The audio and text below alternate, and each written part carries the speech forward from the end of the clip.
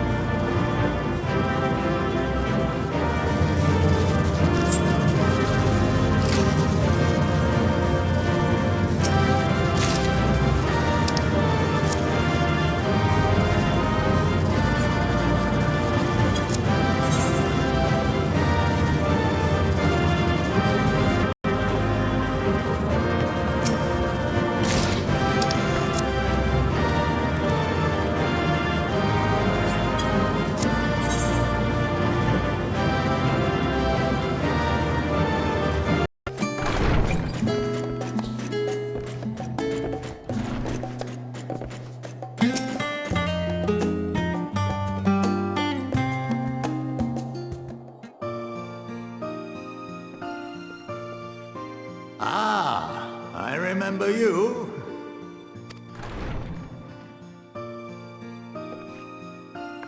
I pray we have not caught you at an inopportune moment. We wanted to offer our thanks for your kind words in the forum.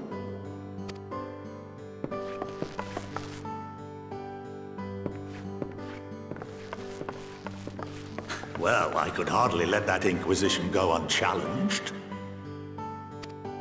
I've always believed that curiosity should be nurtured, not stifled. Thankfully, a majority of my colleagues agreed. A slender majority, aye, but a majority nonetheless. Had the vote not gone our way, we would be having a very different conversation, if any at all. Though I'd like to think you would have not given up on our cause. I'm told you paid a visit to the Annex afterwards. Yes, that's right. I was hoping to speak with the grandchildren of my dearly departed friends Galuf and Louisoix in a less dour setting. But it seems I just missed you.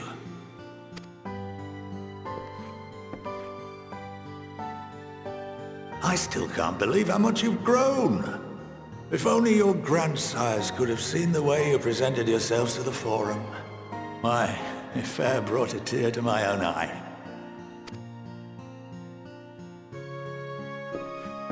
You must have the patience of a saint, putting up with this lot and their antics.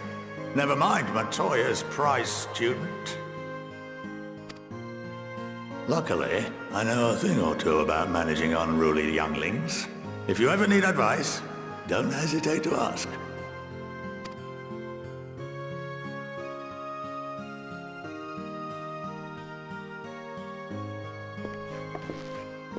If I may, there is a rather more pressing matter we wish to discuss. What can you tell us of this duty that the Forum must fulfill? Nothing, I'm afraid. Like all humble servants of the Forum, I am sworn to secrecy.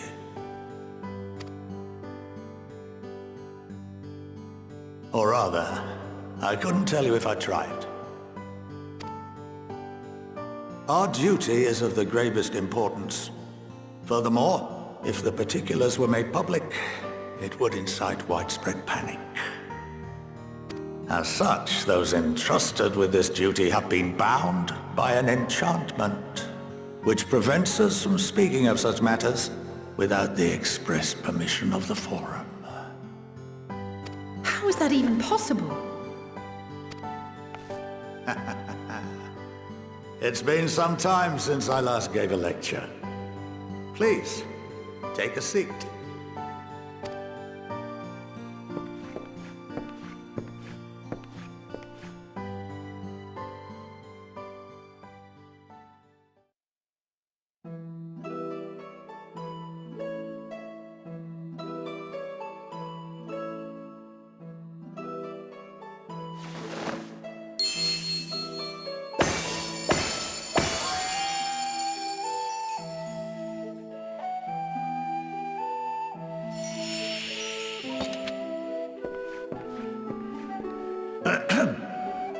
We shall begin by reviewing the fundamentals of etherology.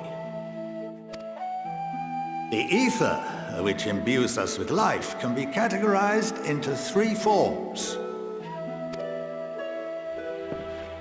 Two are of the incorporeal sort, the soul and the memory. Can anyone tell me the third?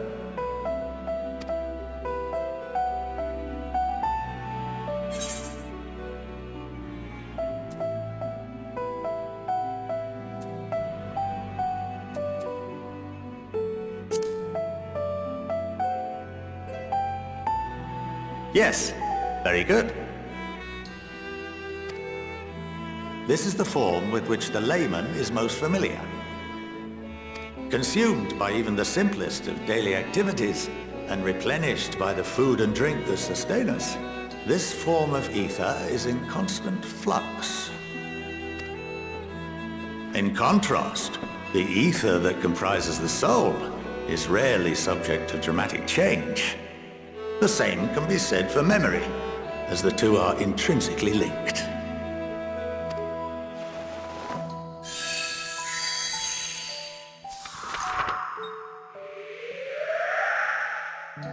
Picture the soul as paper, and memories as words written upon it.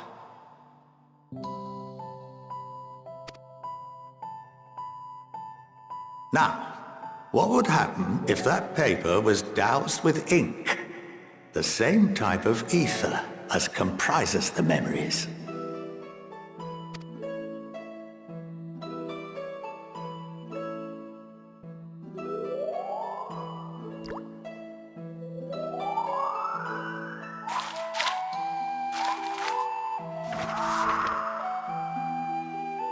It would blot out everything that was written.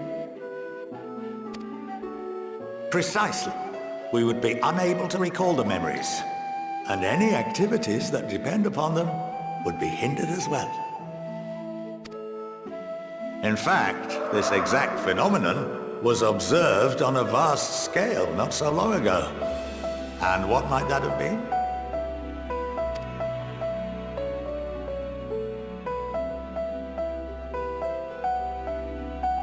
The seventh umbral calamity. The people of Eorzea vividly recall Bahamut breaking free of the Lesser Moon and raining hellfire down upon the realm. But no one could seem to remember the events that followed immediately afterwards. Indeed. To this day, we have yet to determine whether it was an unintended consequence or a deliberate act. The enchantment which binds me and the rest of the Forum is based on a similar principle. And yes, it is a contravention of the Charlene prohibition against the practice of memory manipulation. Only when a new member is inducted and told of our great duty are they subjected to the process. A necessary evil. You have my word that it would never be used to manipulate the populace? I should hope not. But can this enchantment be dispelled and your memories restored? If 9/10 of our members give their approval, then the process may be reversed. Then, and only then, would we be able to speak freely to others of our sacred duty. Barring that, we must wait until we return to the ethereal sea.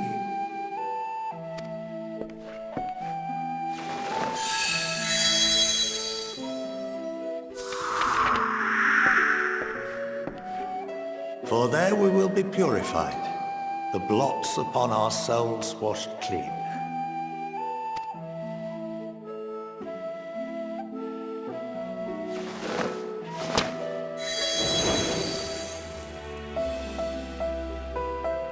And our memories drift apart and dissolve.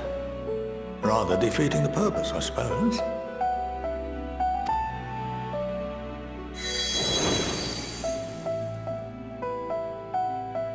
But there are those memories that are indelibly etched upon our souls, some believe.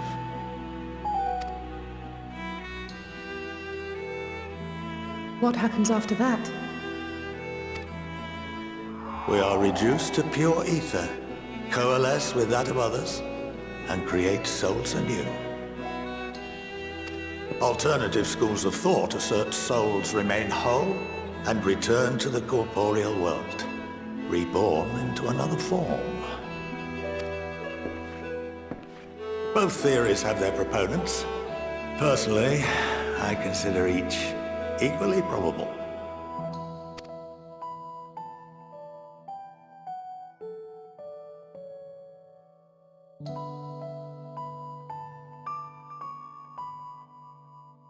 Well, I think that's enough education for today, now that I've given you some food for thought. Or rather, an entire banquet.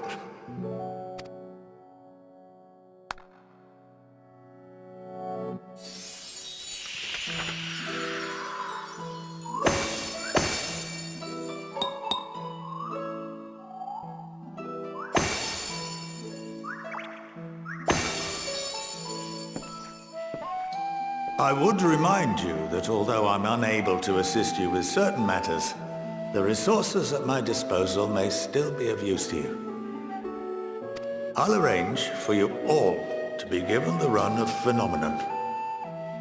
Of course, as associate to our alumni and the students of Baldessian, this privilege is extended to you as well, my friend. Oh, and I suggest you speak with Krile. She's well known among the artisans of Sharlayan, and her network of contacts may prove useful in your search for knowledge. I wish you all the best in your pursuits, wheresoever they may take you.